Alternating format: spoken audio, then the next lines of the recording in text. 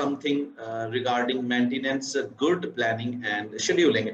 Maintenance job यहाँ पे ये एक आप कंसिडर कर लें, वॉल्व है, गेट वॉल्व कहते हैं इसको, इसकी मेंटेनेंस करनी है आपने प्लांट के ऊपर, तो सबसे पहले आपको पता होना चाहिए कि राइट मटेरियल कौन सा है, क्योंकि इसको जब आप मेंटेन करेंगे, इसके अंदर ओरिंग्स हैं, इसके अंदर वाल्व है, इसकी सीट है, इसके डिफरेंट तरह के पार्ट्स हैं, तो आपने उन राइट पार्ट्स को आप यूज नहीं करेंगे तो आप उसकी अच्छे तरीके से मेंटेनेंस नहीं कर सकते। आप अगर इसकी मेंटेनेंस करते हुए राइट टूल्स का मतलब है स्पैनर यूज करेंगे, एडजस्टेबल यूज करेंगे, रेंच यूज करेंगे, तो क्या अगर आप उसके साइज के मुताबिक यूज नहीं करते तो फिर भी आपकी मेंटेनेंस जो है वो इतनी इफेक्टिव नहीं होगी।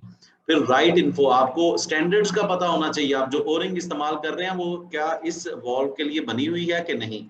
और इसके बाद आप राइट टाइमिंग, अब ऐसा नहीं है कि आपकी पाइपलाइन के अंदर फ्लो चल रहा है और आप इसकी मेंटेनेंस करना शुरू कर दें, आपने बेस्ट टाइम इसके लिए कंसिडर करना होता है जब आप उसको डाइवर्ट कर लें, या फिर जब वो वाला पाइप जो है जहां पे ये वॉल्व है जिसकी मेंटेनेंस करनी है वो स्टैंड बाई के ऊपर है, तो ये right timing matters a lot है। ये नहीं है कि छोटी सी चीज है उसकी मेंटेनेंस करनी है तो आप उसको यानी कि एक तो सिक्योरिटी सेफ्टी का ख्याल नहीं रखते, पहली चीज। दूसरी चीज, आप एक बहुत बड़ा ऑपरेशन रोक कर फिर इसको करते तो डाइवर्ट करना भी जरूरी होता है। So right timing is very important. Right permission, यानी कि आपने ये पूरा जो अपने डिपार्टमेंट होता है उनको अवेयर करना होता है, इसके बारे में परमिशन लेनी होती है।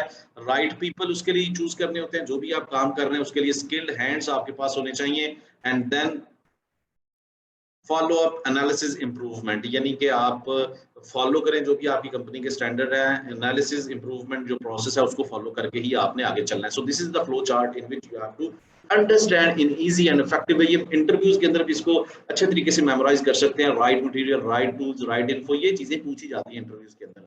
So here I'm going to tell you guys symptoms when there is no planning and scheduling। जब आप किसी प्लान के ऊपर काम कर रहे हैं और आप समझते हैं कि प्लानिंग और शेड्यूलिंग को प्रॉपर तरीके से कंडक्ट नहीं किया जा रहा, तो फिर क्या होता है?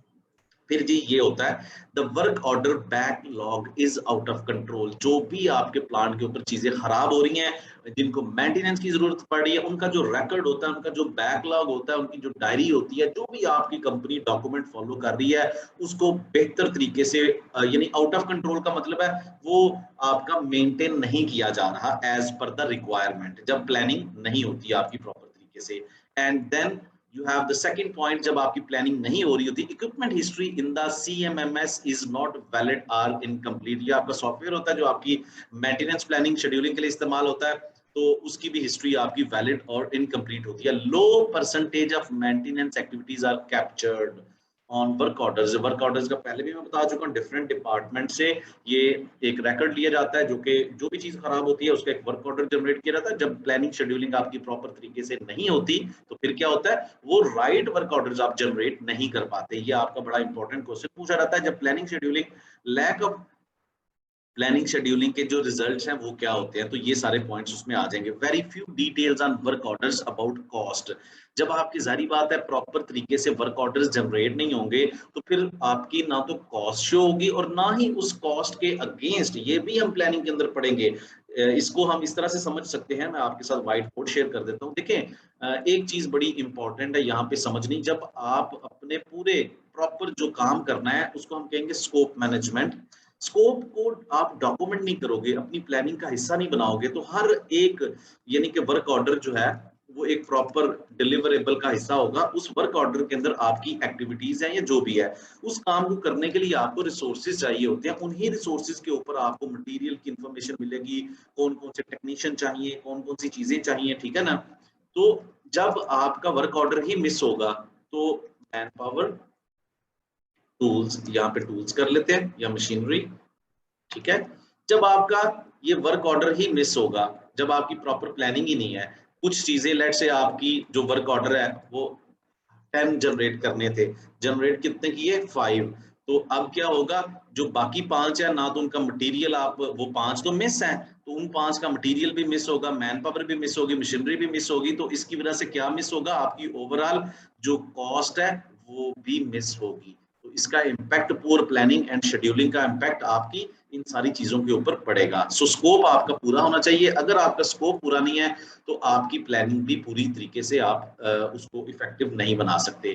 सो here we have no or very few performance indicators. ये भी हम अपने इस कोर्स के टॉप के अंदर पढ़ेंगे। परफॉर्मेंस इंडिकेटर्स क्या होते हैं? जब भी आप प्लानिंग शेड्यूलिंग करते हैं और मॉनिटरिंग के अंदर जाएंगे प्लांट की, जब ये मेंटेनेंस एग्जीक्यूशन फेज के अंदर जाएंगे तो फिर वहां पे आपने अपनी रिपोर्टिंग जनरेट करनी होती है। डिफरेंट स्टेक होल्डर्स होते हैं उसमें, उसको हम कहते हैं की परफॉर्मेंस इंडिकेटर्स।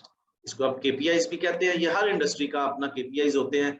अच्छा, जब आप जारी बात आपका स्कोप नहीं होगा, आपकी कॉस्ट मिस, आपके रिसोर्सेज मिस हैं, तो ऑब्वियसली आपकी रिपोर्ट जो जनरेट होगी उसके अंदर जो केपीआईज होंगे वो भी उसमें भी बहुत ज्यादा ऊपर नीचे चीजें होंगी। So it's going to impact on everything and when there is no planning and scheduling, यहाँ पे सम रिपेयर्स टेक फॉरएवर। कुछ चीजों की मेंटेनेंस हमेशा होती रहेगी। Emergency work orders are in majority, और फिर work order prioritization is often inadequate. ये पॉइंट्स हैं जब आपकी प्लानिंग शेड्यूलिंग बिल्कुल अच्छे तरीके से नहीं होती।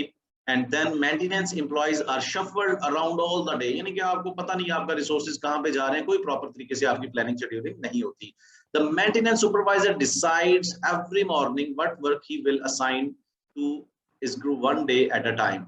Okay, wrench time is low 30%, यानी कि रेंच टाइम क्या होता है, इसमें हम ये चीजें देख लेते हैं। It's very important to understand wrench time for all the engineers who are working on plant as a planner or scheduler. ये बड़ी important terminology है। wrench time, इसका दूसरा नाम tool time भी है जी। अब ऐसा नहीं है कि आपको इंटरव्यू के अंदर पूछा जाए tool time क्या है तो आपके नहीं जी हमने तो wrench time पढ़ा हुआ है। So remember it, wrench time or tool time is a metric। ये एक ना स्टैंडर्ड होता है, metric है, that shows how much time maintenance techs spends with a tool in their hand performing actual maintenance work. अब यहाँ पे मैं आपको अपनी एग्जांपल देता हूँ। जब हम लोग फील्ड के अंदर जॉब करते थे ऑयल एंड गैस सेक्टर के अंदर, तो होता क्या है कि क्रू जब भी फील्ड के अंदर जाता है तो उस क्रू के अब ये नहीं है कि हर टाइम आप बैठ के मेंटेनेंस कर रहे होते हो। आप अपने कवरऑल चेंज करते हो, अपना ड्रेस चेंज करते हो, ड्रेस चेंज करने के बाद आप अपने प्लांट के ऊपर जाते हो, डिफरेंट तरह के इक्विपमेंट के इंडिकेटर्स को देखते हो, प्रेशर देख रहे होते हो, हर चीज देख रहे होते हो, चाय पी रहे हो, डिफरेंट तरह की एक्टिविटीज कर रहे हो। लेकिन इसमें इस तरह से है कि आपने कब मेंटेनेंस शुरू की और कब आपने मेंटेनेंस कंप्लीट की, वो जो टाइम होता है एग्जैक्टली ऐसा नहीं है कि मैंने कहा जी कि अपने असिस्टेंट को जाओ यार स्पैनर ढूंढ के लाओ, अब वो चला गया स्पैनर ढूंढने के लिए, उसने 1 घंटा स्पैनर ढूंढने में लगा दिया, वो टाइम इंक्लूड नहीं होगा इसमें। जस्ट मैं ये चीज भी इसी स्लाइड में कवर करूंगा, तो आपको समझ जाना चाहिए कि इसमें कौन सा टाइम होगा। जो टाइम आप अपनी मेंटेनेंस के ऊपर किसी भी वॉल को आप मेंटेन कर रहे हो, किसी भी इक्विपमेंट को, तो जो टाइम आप उसकी एग्जैक्ट मेंटेनेंस के ऊपर यूटिलाइज करते हो उसको आप कहते हो रेंच टाइम और tool time. Wrench time is essentially the percentage of time craft spends actually working without delay out of the total time available। जो भी आपके पास टाइम अवेलेबल होता है उससे यानी कि उसको आप यूटिलाइज करके जो भी मेंटेनेंस के अंदर आप यूटिलाइज करते हो उसकी एक परसेंटेज होती है। और आसान अल्फाज में इससे पहले मैंने आपको बता दिया, to understand wrench time it is really important to understand what it doesn't measure. यानी कि वो कह रहा है कि आप ये नहीं समझें कि रेंच टाइम क्या होता है, ये मतलब रेंच टाइम में कौन सा टाइम होता है ये भी ठीक है, लेकिन रेंच टाइम के अंदर कौन सा टाइम आपने इंक्लूड नहीं करना। भाई जो मैं आपको थोड़ी देर पहले बता रहा था जी कि आपने अपने असिस्टेंट को भेजा कि भाईजान ये लेके आए चीज, वो लेने चला गया, 1 घंटा लगा दिया, ऐसा बिल्कुल होता है। आपको चीज नहीं मिल रही होती या कहीं पे परमिट टू वर्क और ये वो सारी चीजें आ जाती हैं, तो वो टाइम इंक्लूड नहीं होगा इसमें, ठीक है ना।